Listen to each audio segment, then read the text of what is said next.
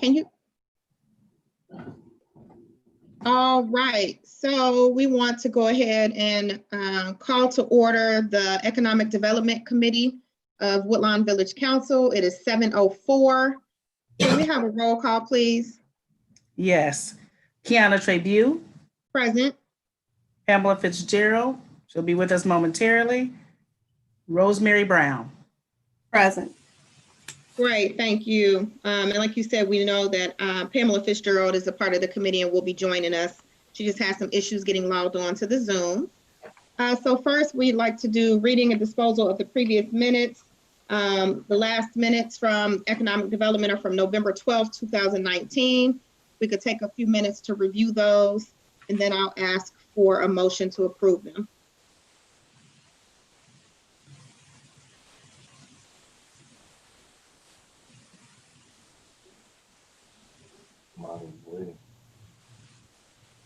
Make a motion to approve the minutes from November the 12th, 2019. I'll second that motion.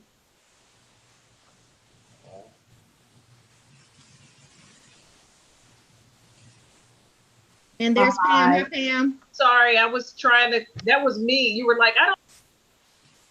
Yeah. I was having problems with my tablet. I'm sorry. I had to sign on. No problem. I can't hear Brian. Mayor Poole, were you trying to say something? He doesn't have audio. Okay. Hopefully you can get that fixed. Oh, and he's not happy about it. All right, so we're gonna go ahead and move into our agenda items. The first is a presentation by Chris Smith. So thank you for being here, Mr. Smith, and you have the floor. Okay, now am I able to share my screen? Yes, you should be able to share. I believe Drew made you co-host.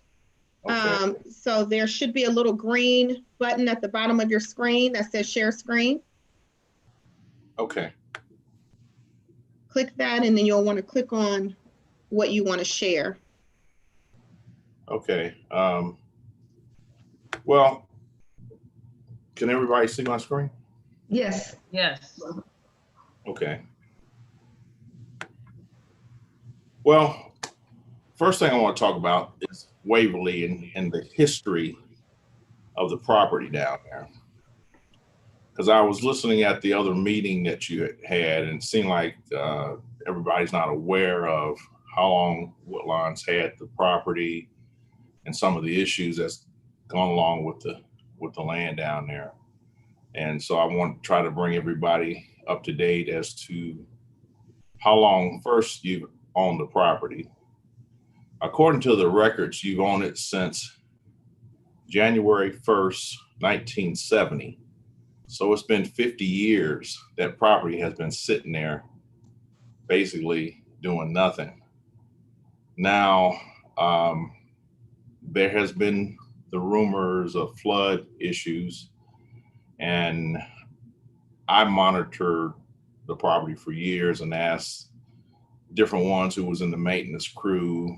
I know Anthony Tony's there now, but before him, Terry was there, and nobody's ever seen any water issues. So we dug deep to find out, you know, what was the problem. And so we found some issues because we had a connection to the EPA, who was able to go in the archives and look at some records. So we know that we can work through some issues so that we could possibly do some building back there.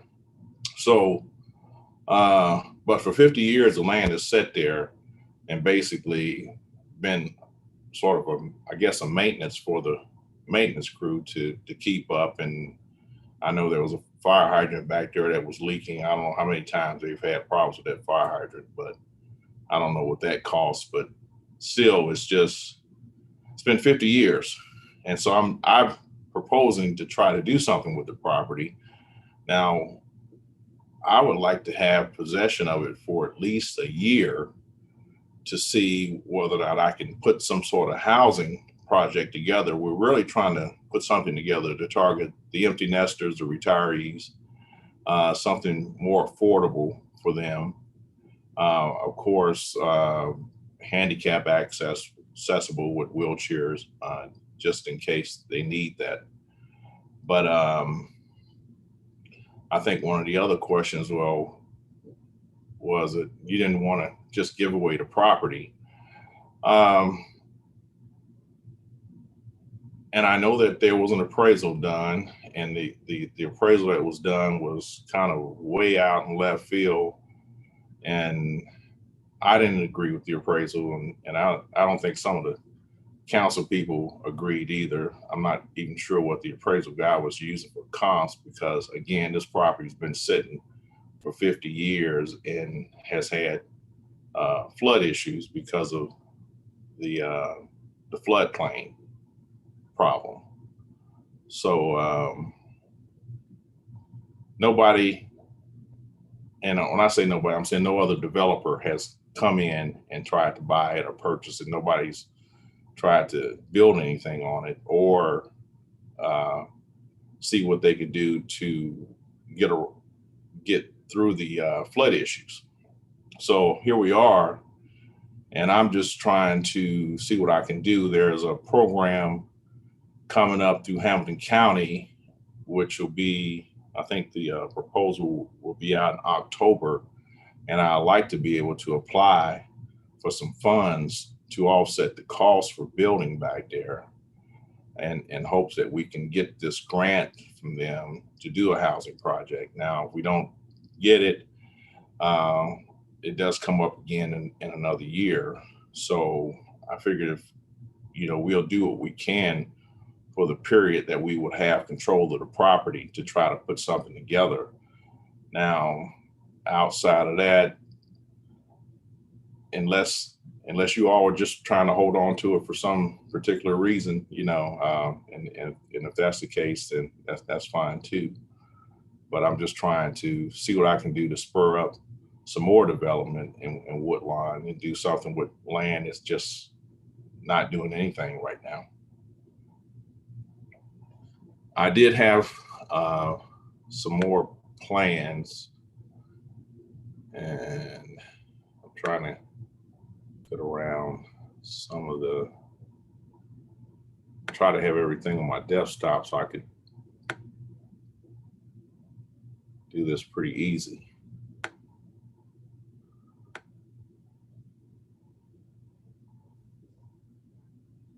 Have another document that you want to share? Yeah, I'm trying to pull it up here. Okay. This is one of the floor plans. I don't know if everybody can see this or not. No, we can. We still see the auditor's visual that you put up. Oh, really? Yeah, if you click on that share screen again, so that you can stop sharing that. Okay. Clear the screen out and then click share screen again. Okay. So that you can share the new document. Now, okay. Can you see this? Yes. And just quickly before you move on, it did look like Mr. Poole maybe had a couple questions or things that you wanted to say before we move on. Okay, go ahead. Oh, you're okay? Oh, he's okay. He's okay? Okay. Okay. I can see him, but I can't hear him. Ms. Boyd? I'm sorry, I was distracted for a moment, but these are the plans for what you want to build? Well, this is just one of the plans that we had looked at trying to put on the property. Okay. Again, we were trying to design something for empty nesters. This is a 2-bedroom, like ranch style townhouse with a courtyard kind of in the middle, with the 2-car garage up front. And I don't want to take too long here. So I did do gotta find it here. Oh, I gotta go back to screen sharing. Okay.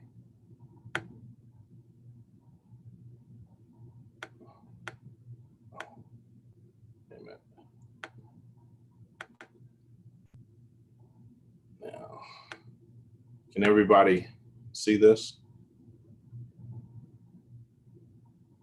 Everybody see that? Yes. Okay. So this is kind of the outside appearance on it. And I'm trying to get everybody's pictures off to the side. I'm gonna hide it. Okay. So now can you see it better? Yes. Okay. So this is kind of a view off the street of Waverly, looking at the units and how they would be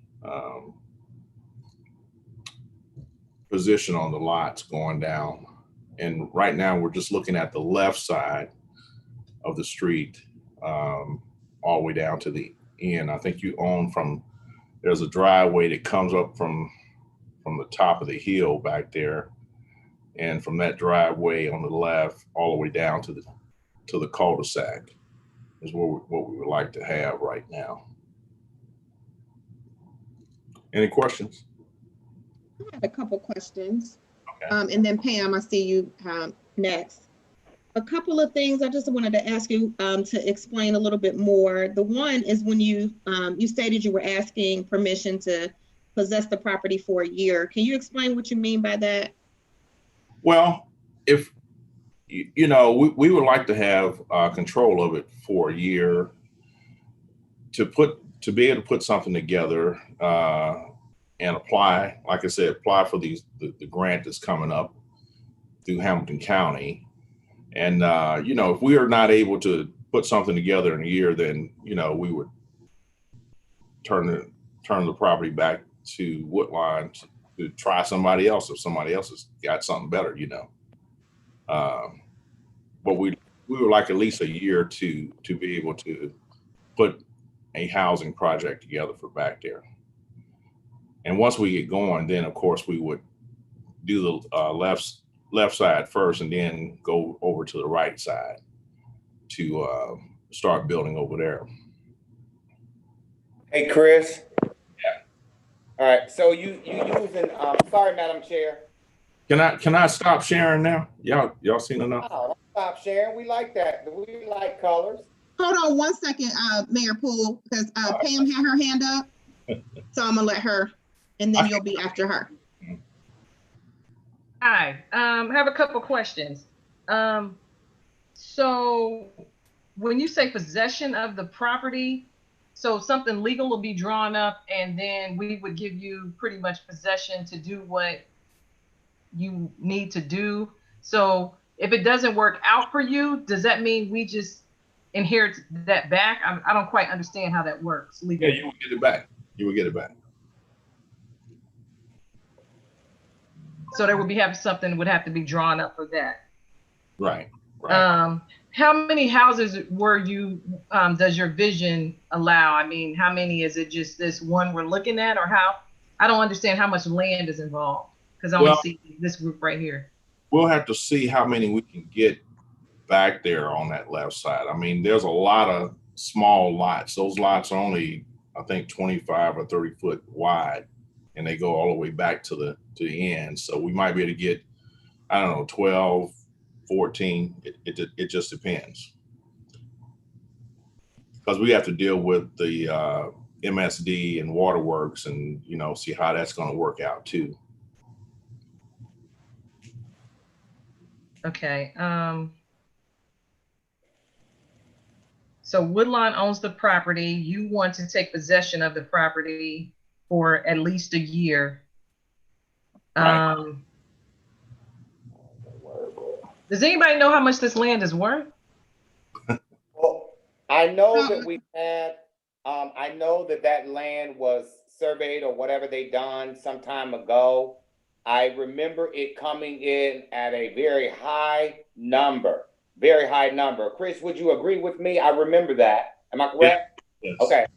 Yes. My concern is it sounds like that you are asking the village to come up with an MOU for just what you're saying, because the word possession, it kind of doesn't fit well with me. And so I would say that are you looking for the village to do an MOU? Yeah, I Because guess. what happens, my other concern is what happens in the event that we say, okay, we write up an MOU for your vision or what you're trying to do. We're giving you 1 year in the MOU, it'll outline that. Within Right. that year, there could be someone, a prospect person that comes along and they're ready to do shovel ready or project ready. Then what happens? So we have to keep on top, we have to make sure that we are on top for the residents. I mean, at the end of the day, just saying that we're giving someone possession of property. Okay, but now, Brian, Yes. for 50 years, nobody, not one person has come up with anything to do back there. Okay. We're asking for 1 year.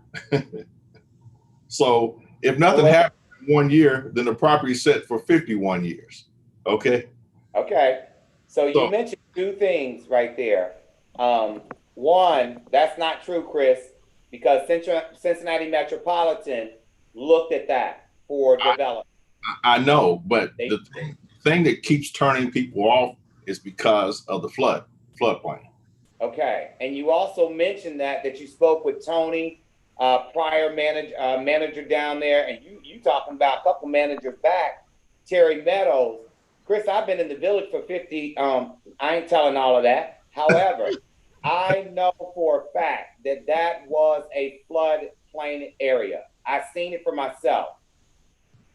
So I'm not for sure that you're getting the right information, because that's not true.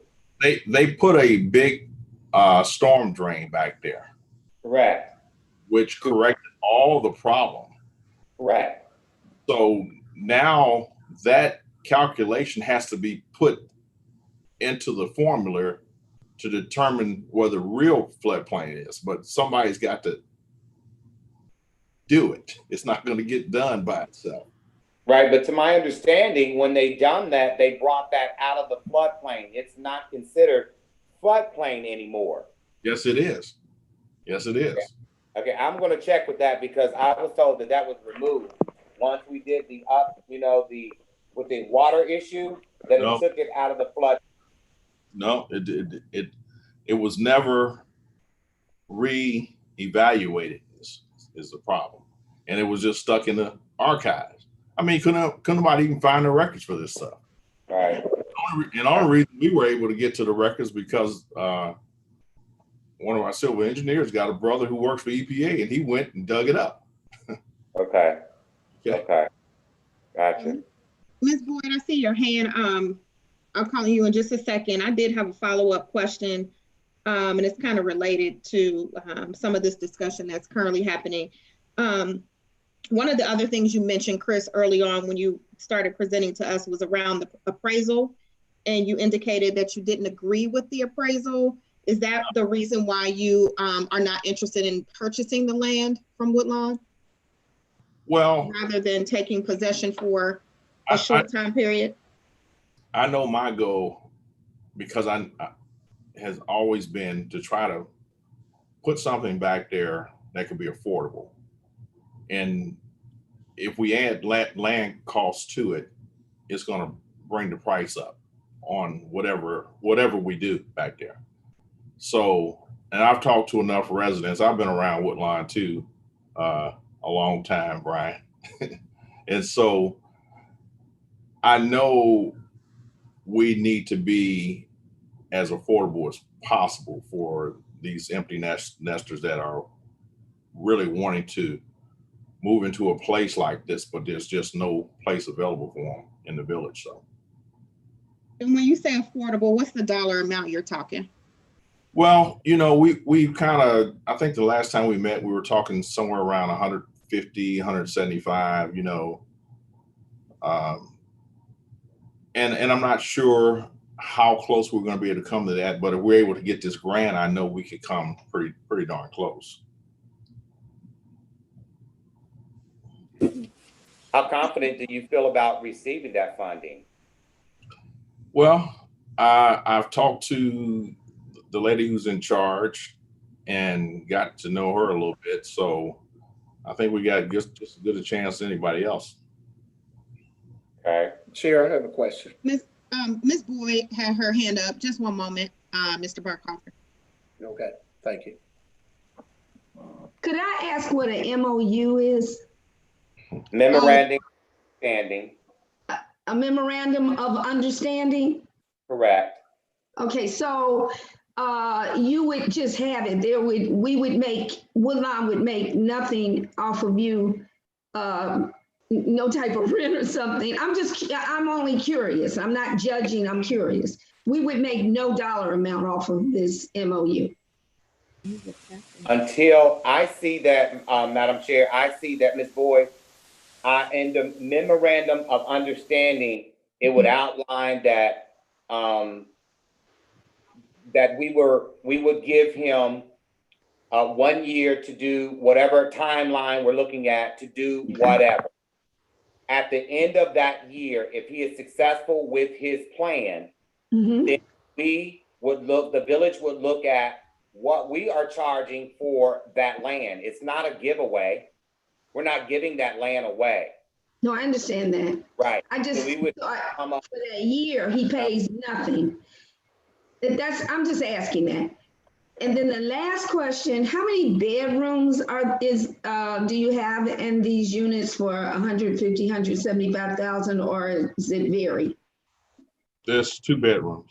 Okay, thank you. Okay. Mr. Burkhalter? Can you hear me? Yes. So Chris, and a lot of council, my fellow council members might not have been on council. We kind of had the same proposition. We purchased some land by the railroad tracks in which we were going to, there was a marijuana distributor or assessor that was going to build on that land contingent on them getting the license. What they did, they put down earnest money during that time while they were going through seeking the license, grants, or whatever. We did not have to give up possession of the land per se. A second thing is, and I'm not in agreement with giving up the land, I'm in agreement with allowing you to research grants or research whatever you're going to research. But the price needs to be established before you do anything. You can research all you want to research and get the grants, and then we come back and say we're selling the land to you for $600,000. So the price needs to be established before you do anything. Well, yeah, we definitely need some idea of what the price is going to be, because even filling out the grant, they're going to want to know land value or whatever. So. Correct. Well, that's not something we have to do tonight. You know, the application comes out in October, I think it is. So, but we will need to know something soon. Pam, did you have something you wanted to ask? Yes, please. So since this has been in discussion before per Mr. Burkhalter, is there any documentation that maybe you can give us later in regards to the appraisal and some other information that we can look at after this to try to fully understand the history of this land? Pam, Ms. Fitzgerald, can I talk, Chair? Yes. I really believe, I agree with Chris, and if that appraisal comes back the same again, that appraisal was very, very high. And I don't believe it was a true appraisal. Now, if it comes back at the same number, that's the true appraisal. Because I believe it came back, Chris, if I'm not mistaken, around 600,000. It was ridiculously high.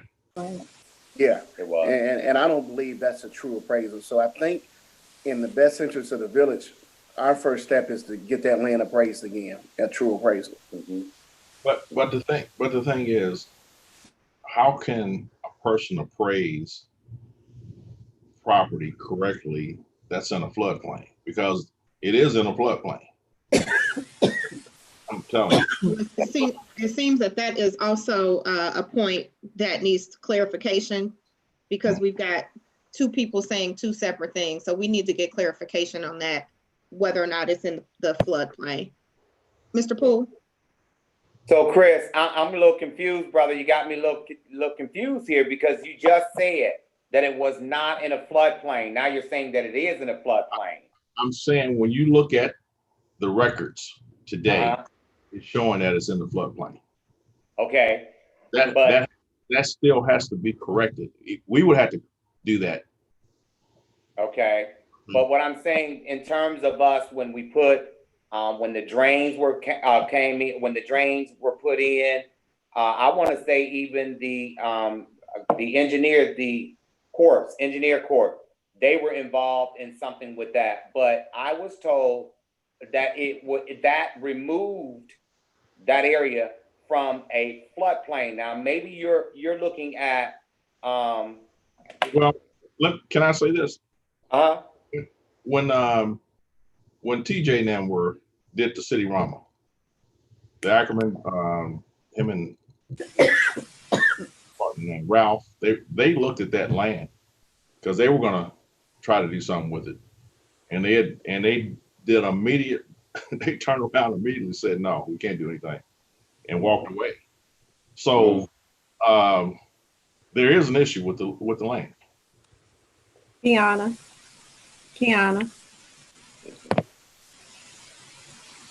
Yes. I believe someplace, you can hear me, right? Yes. Okay.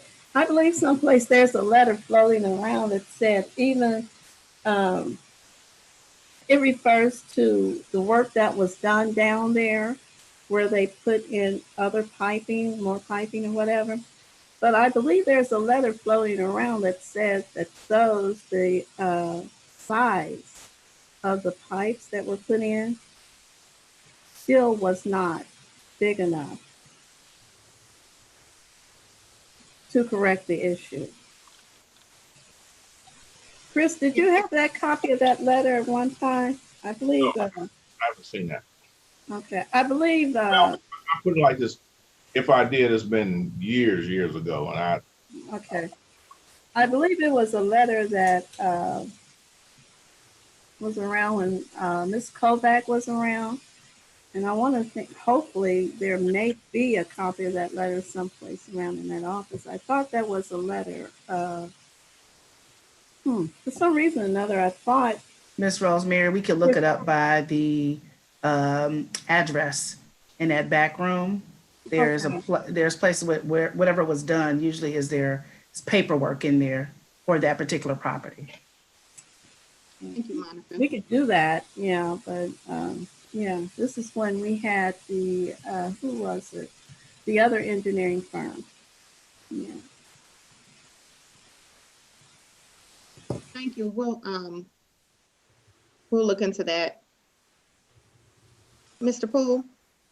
Thank you. So Chris, I got a question. go ahead. When you built those homes, those two homes over on Marion Road, Yes. and we know what we sold that property for, right? Right. If there was an appraisal that came in, would you be willing to about 3 to 4 times more than what you paid for that property on Marion Road? Would you be willing to pay that for that property? Pay, what would that figure be? What would that figure be? What are you saying, 3 or 4 times more than what I paid for it? If that property was a half acre, and this property is a 1/4 of an acre, or vice versa, a 1/4.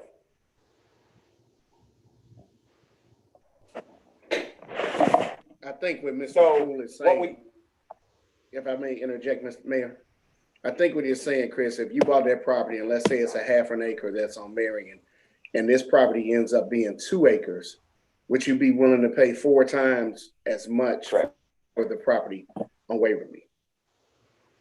Pay more money on Waverly? If, let's say on Marion, it was a 1/2 acre.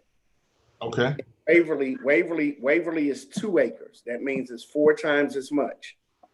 Would you be willing to pay 4 times the amount you paid on Marion Road?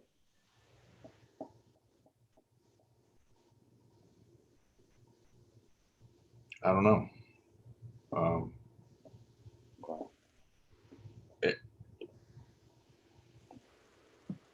It was awfully tight on Marion Road, and I don't even know if I could do it again. Tight. And the reason I say that is because those two houses really was a big improvement for Marion Road. But there's some things. Now I'm going on a whole different subject. There's some things happening over there that really needs to be slowed down, and that's one of the things are the cars that pass through there. They travel up that road 60 miles an hour, look like they're doing 100, and it's just kind of crazy, some of the activity that goes on. And I'm glad I was able to sell those houses, because it could have been a real hard sale just because of how that area, just how it is over there. And I don't know what kind of challenges we're going to run up against over Waverly, because it's kind of got that stigma, like, you can't build over there. Nobody wants, it's kind of got that too. So we got to get past some barriers. And I'm hoping that what you see on screen now, the looks and the some of the landscaping, maybe signage or whatever we can do to kind of turn that thing around a little bit, kind of clean it up. It's not like you come to the park and you're entering the city Rama. We got to go down this street here, and there's some things you got to pass. And go ahead, here. No, I was just saying, and I would love to see houses down there. I know you build a quality product or whatever. My concern is, like you're saying, possession. If we could draw up something that gives you permission to seek grants or seek whatever you're going to seek, with us still holding possession of the land, right? I think most council members would be more in agreement with that. Okay. But again, we need to come up with a price. Yes, you do. Sell land or before you do anything. Yeah, you do. Yeah, I would agree with that. And if there's a few things that are still need some clarification and confirmation before we can even have that conversation. There's some questions around needing to have that land appraised again, because there's a sense that the initial appraisal was too high for that property. There's still a question around whether or not the property is still in a floodplain. And Monica has indicated she would be able to find or look for some paperwork around that issue. So we've got some action items that we need to do as a council. And then we can follow up with a more in-depth discussion.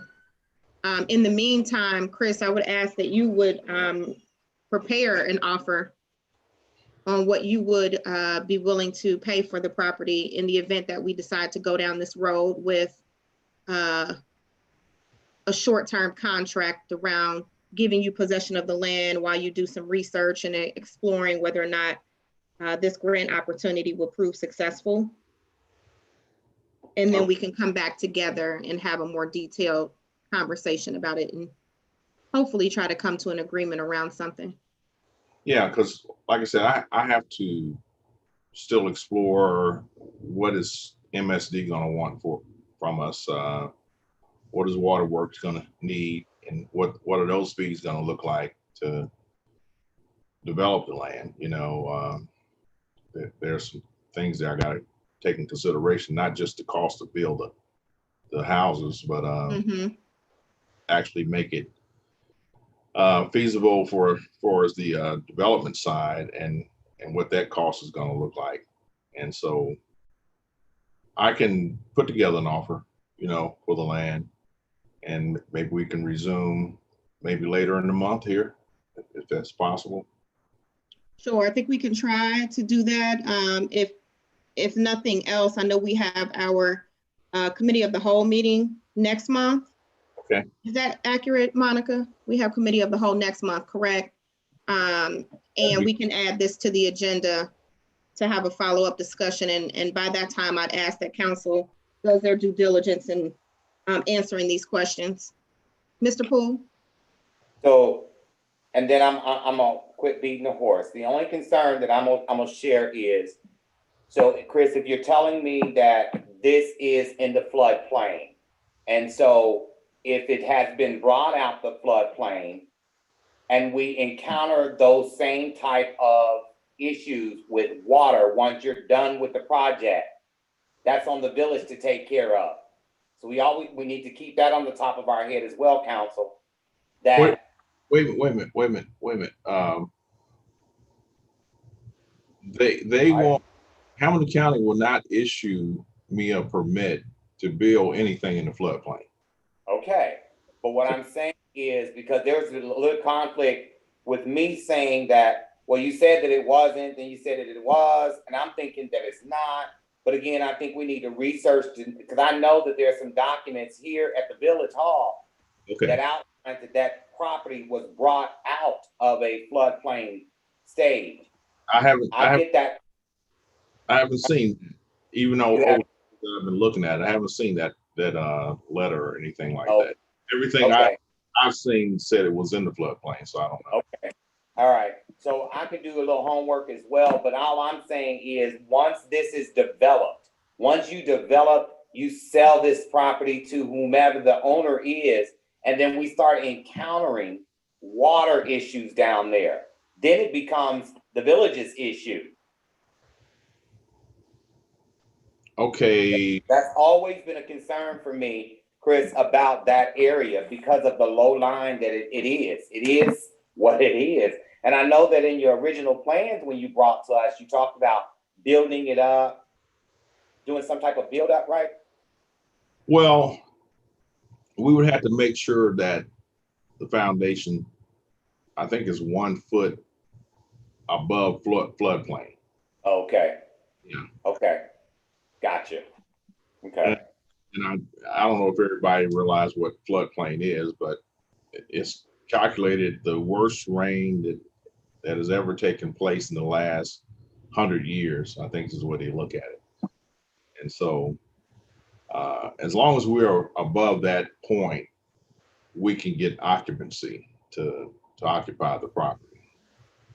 I had a development up in Springdale, which was near the creek, and we had floodplain issues, and we had to make sure foundations were, I think it was 1 foot above the floodplain. So never had an issue up there, but. All right, well, thank you so much for your time and the information you shared with us. As I stated, we've got some action items, some things that we need to follow up on, and then we'll ask you to do your follow-ups, and we'll reach back out to you and let you know whether or not we have the opportunity to come back together before the end of this month. If not, then we will be sure to invite you to our committee of the whole meeting, which takes place next month. I believe it's is it the second Wednesday, Monica, of the month? The second Wednesday of the month. Yes. Okay, now at that time, we would probably definitely need to know a price so that we can submit our paperwork for the grant. Yeah, that will be the intention, is to make a decision one way or the other. Okay. All right, well, thank you very much. Thank you. And I guess I can sign off of this. Let's see, stop share. Yep. All right. Any other questions before I leave? Any other questions for Mr. Smith? Okay. All right. Have a good evening. Okay, you too.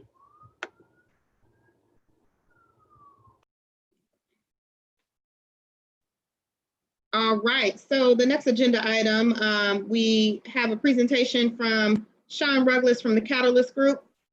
Sean, you have the floor. All right, well, good evening, everyone. Good evening.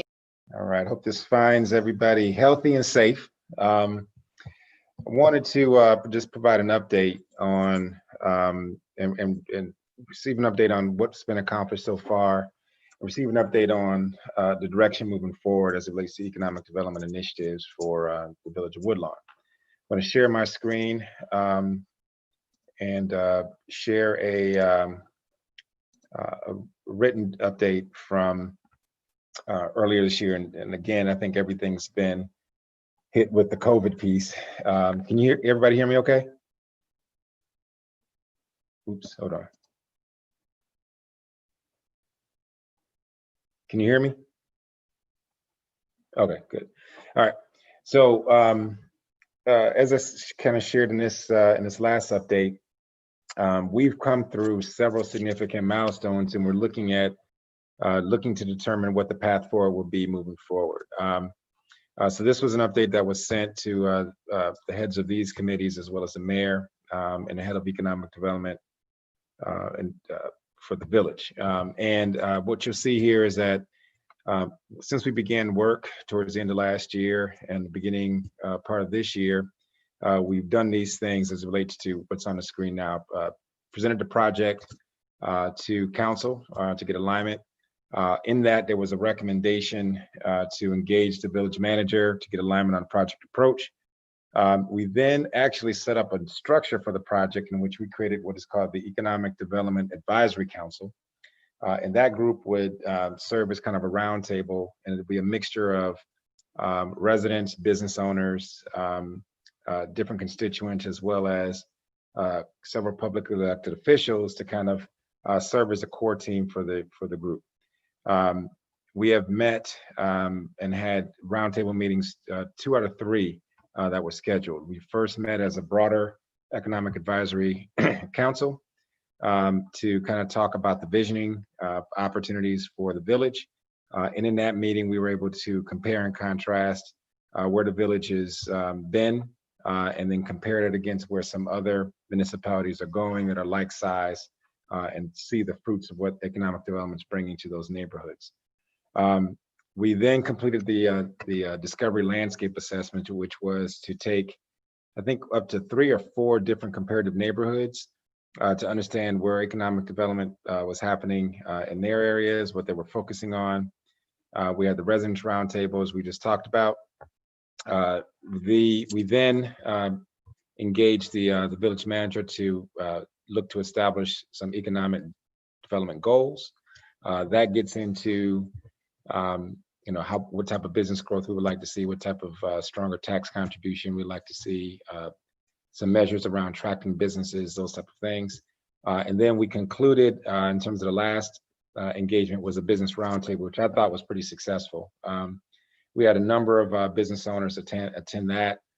Some who have manufacturing businesses, some who are new to the community, as well as those who just had a lot of institutional knowledge, and talked a little bit about the mission and vision, what the attractors and detractors would be in terms of establishing enterprises within the Village of Woodlawn, what some of the desired amenities were, and what some of the suggested strategies were. There was a lot of fruitful brainstorming that ended up coming out.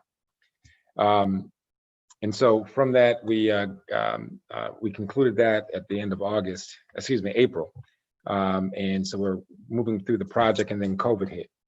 And so at this particular point, again, we've done 2 out of 3 engagements. We have successfully captured at least a united vision and mission for economic development activity for the village.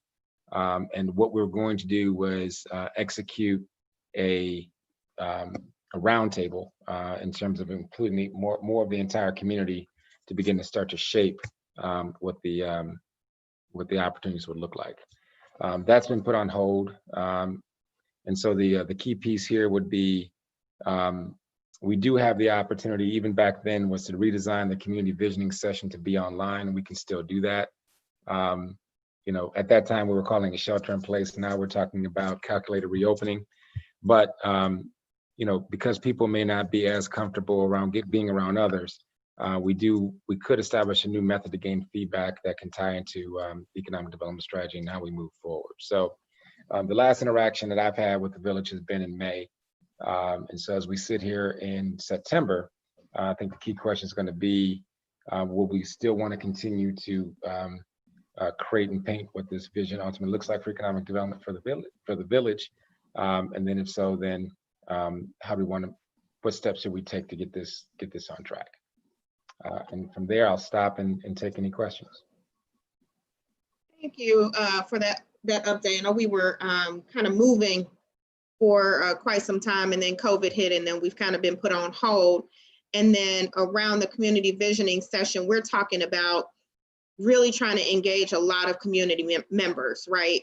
Mm-hmm. About how many people would you, were you envisioning to have a meaningful discussion and a true representation of the residents?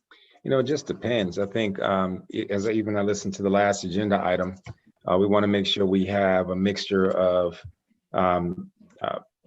existing residents and potentially new residents. So individuals who have been in the village for more than 5 to 10 years, also to new ones who just kind of came in a new track of housing. We want, again, another representation of business owners. So we had a really good group there that was about 8 to 10 people. We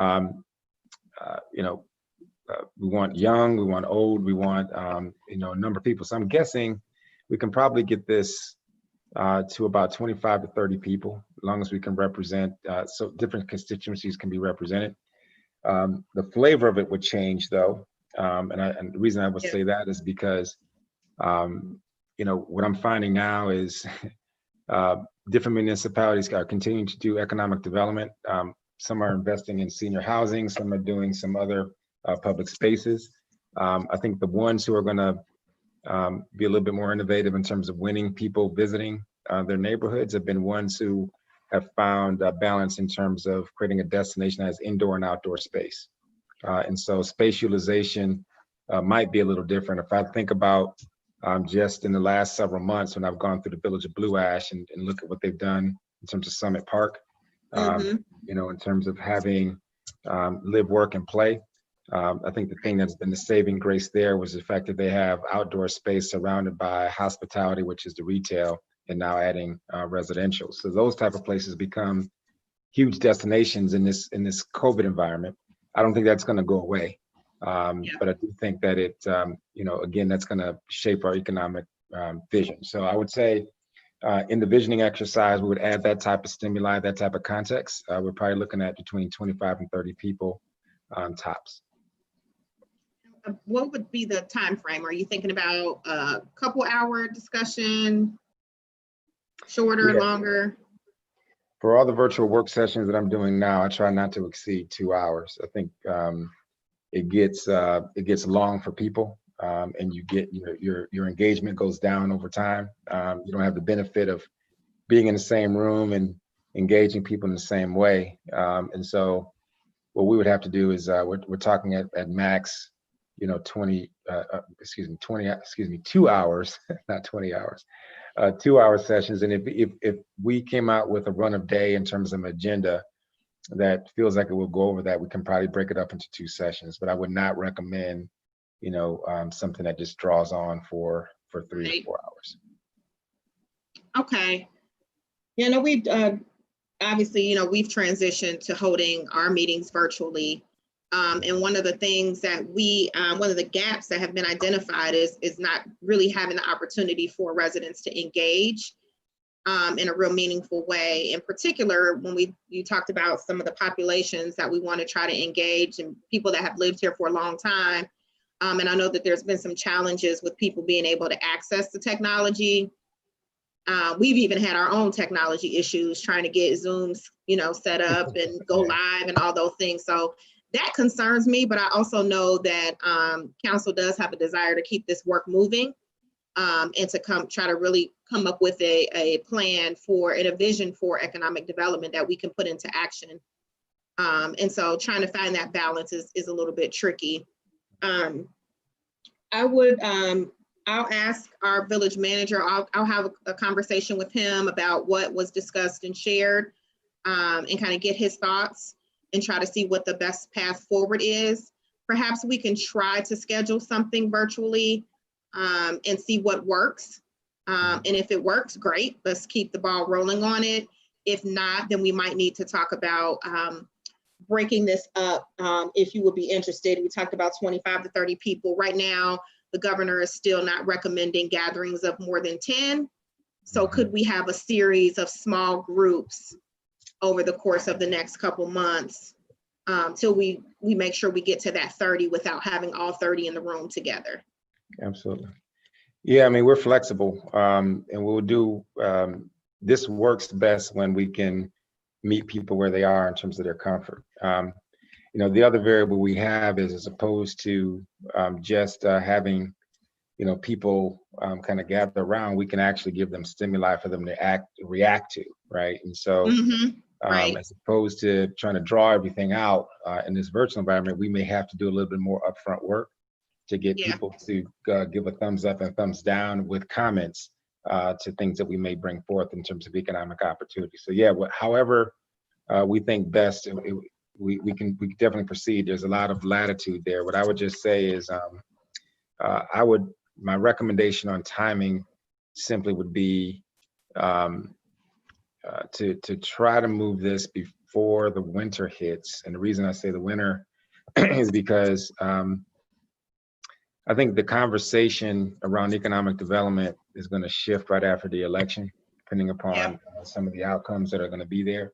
But I do think that you don't want to go too far after that, because I think depending upon both the national as well as the statewide and local elections that are going to be happening, all those are going to be inputs towards economic development, right, and job creation. So, and at that time as well, we'll be preparing for 2021.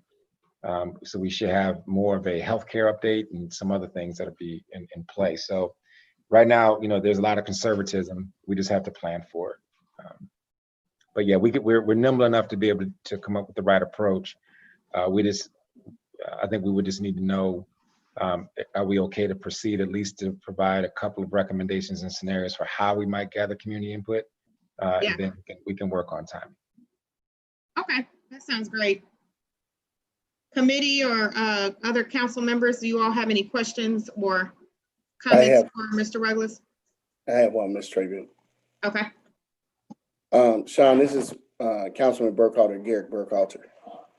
And it's on the subject, but it's a little bit off the subject. Your study that you've been doing and working for us, how far does it go? Is it just Hamilton County, or is it past Hamilton County and the surrounding communities? The study is geographically bound in terms of developing an economic development recommendation for the village to execute. We are benchmarking other areas in Hamilton County at this particular point to serve as, you know, compare and contrast as it relates to what different pathways for development are. And some of that is dictated because HCDC is your economic development partner. And so what we want to do is at least leverage that relationship and investment that the village is making and try to optimize it and get some things out of it. It doesn't preclude us from looking at how things are happening outside the county, but you get a different economic development context, investment and resources once you leave Hamilton County. So let me go straight to my question, so I streamline my question. We're in the process of seeing where we are with our police and fire, and one of the things that was brought up as far as our population and how many businesses we have and different things. Do you have a detailed report that would give a comparison of our population and economic development in other areas and businesses that they have with the same population? Because one of the things that was brought to us by our I don't know if it's police chief or fire chief, was saying that when we talked about population and what our pay scale is compared to our population, that we need to look at our economic development and our businesses that we have in our community. So do you have a detailed report that would compare our population to other communities with the same population in their economic development or their businesses in the community? We can have population statistics by municipality. We do have that for the benchmark areas. We have what the economic development initiatives are for those areas, because each ones we're looking at do have short and long-term master plans. What we don't have, but we could get, is what the business count is, right? Yes. Yeah, we don't have that at our disposal. I think that was one of the inquiries that we were making with your village manager, was to try to, we figured out what the tax contribution is for businesses, but I think there is a listing as it relates to who's paying taxes, but we have not contrasted that against other municipalities just yet. We can do that if the information is available. Be helpful in more ways than one. Okay. Okay. If you want to make that as part of the exploratory, I'd be happy to include that in what we look at. I speak for myself. I have other council members here. I think they would be in agreement that would be helpful in other decisions that we're about to come upon here soon. Yeah, I would agree. If you could do that, that would be great, Sean. Okay. Hey. Did I hear Mr. Poole as well trying to say something? I said thanks. Oh, okay. He was smiling and doing something. It was when I was presenting. Yeah, Mr. Burkhalter is so just kind of piggyback on that Sean, that piece alone can be used for a wide range of things that are happening right now. So I think that's where that question came. But certainly from an economic development standpoint, just knowing that piece in comparison, that would be just awesome. So looking forward to seeing that. Okay, right. cool. All right, any other questions? Sean, I have a question. Mhm. And I'm not putting a rush on you or whatever, but how soon could that be generated? Give me a time frame or a guesstimate. There's two things. One, I want to hear from Village, are we officially back on track and are we working on this? Because that's going to help me begin to start to put somebody on the project. I think the second part is it could be done. I just don't know where the data is. So I have to call my liaison, Daniel Ferguson, your liaison as well, to see if I can get statistics by neighborhood. So if that information is readily available, we're probably talking about a matter of 1 or 2 weeks, if that. Okay. Thank you. And I'd say let's go. Let's move. Let's keep it moving. We've been stagnant for too long. Let's move forward. Okay. All right. Well, what I'll do then on that note is I will go ahead and add this to the scope of what we explore. And then offline, I guess I will work with, I think, is Monica still going to be a point of contact with me with Jerry, or who would be my liaison in terms of Village Connection? I can be the liaison. So it'd be myself and Jerry. All right, cool. Right. So what I'll do is we'll come up with a revised timeline as it relates to, I'm going to come up with a revised set of activities, and we can agree on the timing. I just want to make sure, as we suggesting time, it's appropriate for whatever else the village has got going on. I know the last several months have been different for everybody, and I can imagine it can be different for a municipality. So I want to make sure that we're doing the work at a pace where it adds value versus being yet another thing that we got to get done. So let me come up with a scope of things we need to explore. Make sure you ratify that as it relates to, yep, this is the things we want to go into. And then we'll all agree on the suggested timeline and get this thing going. So you can look for a communication from me within the next week on that, and I'll get going immediately on the comparing and contrasting as it relates to the number of businesses, revenue, and I think the factor. Oh, hold on. Can you hear me now? Yes. This thing came up, said my connection went low. So as I wrap up, I want to make sure I reach back to you too and get clarification on the request and make sure I'm getting the right data. So. Okay. That sounds great. Thank you very much. Anything else for Mr. Ruggless? All right. Well, it's been good to see everybody. It's again, it's a pleasure to serve the village in this way, and I'm looking forward to to continuing this work. I just think even in this COVID world, there's a tremendous amount of economic activity. And as a matter of fact, everybody's going to have to make a pivot, right? So now is a really good time to be thinking about the 5 or 10 year future now that we understand the context of the pandemic and everything that's happening. So this is the time to plan. So again, thank you very much. Thank you. Have a good evening. All right, bye-bye. All right, we have 2 additional agenda items. And I know we had this discussion before, but there are some very specific things and requirements for the composition of our Economic Development Committee. I mean, I know in the past, we hadn't been in compliance with that, but going forward, we want to make sure that we are in compliance with that. Monica, I know you had mentioned that there was some information that detailed what that composition should be. Do you have that in front of you? Yes, you all do too. It's connected to your agenda. It sure is. Thank you so much. If it was a snake, it would have bit me. Okay. So 4 members of the committee shall be selected from the business community in the village. And so we don't currently have 4 members from the business community. So we need to make sure that we can identify and make some asks of 4 members from the business community to serve on the Economic Development Committee. As you heard Mr. Ruglis talk through, we have had some engagements with some business leaders from the village through the work that he has been doing. I do know that he has a list of those names and contact information. So my ask of you all is that does it make sense for us to reach out to some of those folks that have been engaged thus far? And or do you all have recommendations of business leaders that we would need to invite to join the committee? And that's not a question that we have to necessarily answer tonight, but I would ask council to send some recommendations for that based on your knowledge of business leaders in the community. If you could send me some recommendations for that. And I can also see if there's any alignment in who has already been engaged with the work of the Catalyst Group.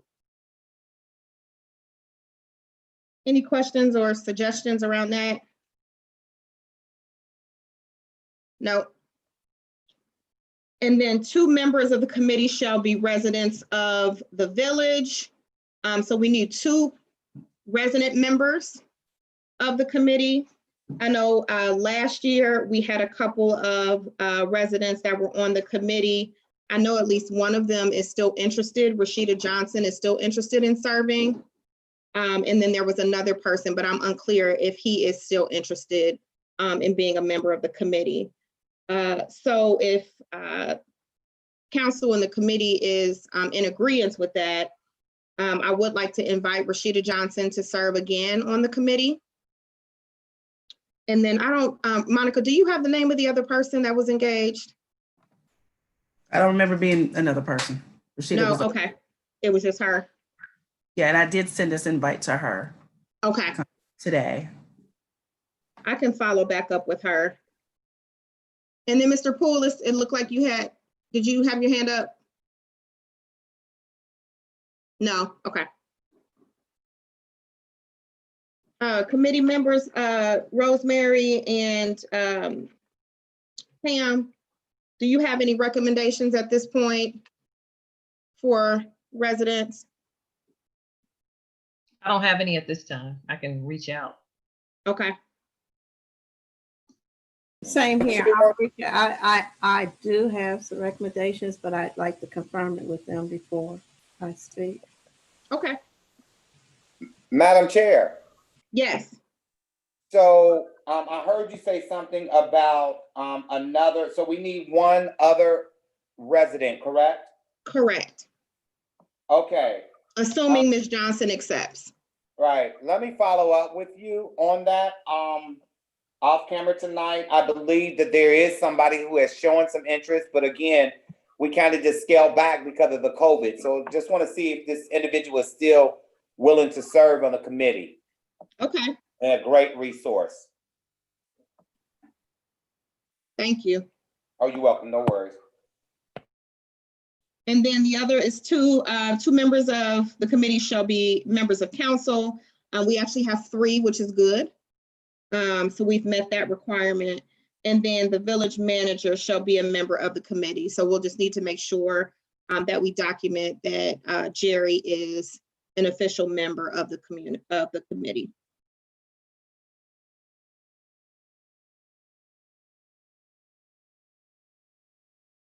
Yeah. And then we talked about, some recommendations around business leaders, but I do want to also clarify those recommendations can be sent, but the ultimate decision about who will be appointed from the business community is made by the mayor. So the mayor will have the final decision on who those business leaders are. And he's looking at me like I'm crazy. Point, Okay. but the members of the committee who are So council I'll send a follow-up email to all of you with this information and those specific asks.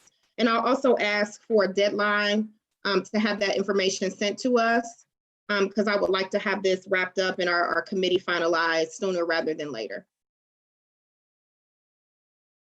Any other questions or discussions on that matter? Thank you, Monica, for pulling that information and providing it to us. And then the last agenda item is the MVAH housing project. So I know we talked a little bit about this at the last council meeting. We did submit a letter of support to MVAH for their affordable housing project. And I believe that there is a hearing coming up soon on that project. And can you remind us when that date is? Tomorrow? Tomorrow, Tomorrow at what time?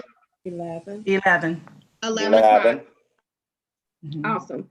Any other information that we want to share about that for the public's FYI?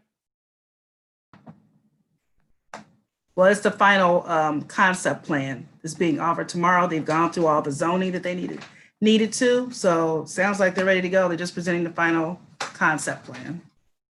All right. So MVAH will be presenting their final concept plan around the affordable housing project that they're proposing in Woodlawn. And that is tomorrow, which is Thursday, September 10th at 11 o'clock. All right. Now we move to new business. I did have one item to share. Was just looking in my email earlier today, and it is time for us to renew our contract with Hamilton County Development. And Jerry has made a recommendation that we bring that to full council at the end of this month and vote on that contract with Hamilton County for economic development. Did everyone see that in their email? Yes, Okay. I did. If you haven't seen it yet, it is in your email. The contract, to my understanding, is the same. The terms are the same as they were last year. I didn't see any major changes with that, so we'll bring that to law at the end of the month or middle of the month, whenever that is. Any other new business?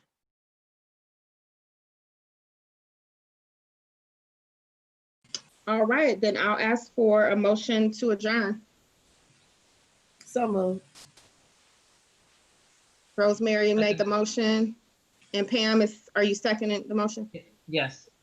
All in favor? Aye. Aye. All right, meeting adjourned. Thank you, everybody. All right. Thanks, Kiana. All right.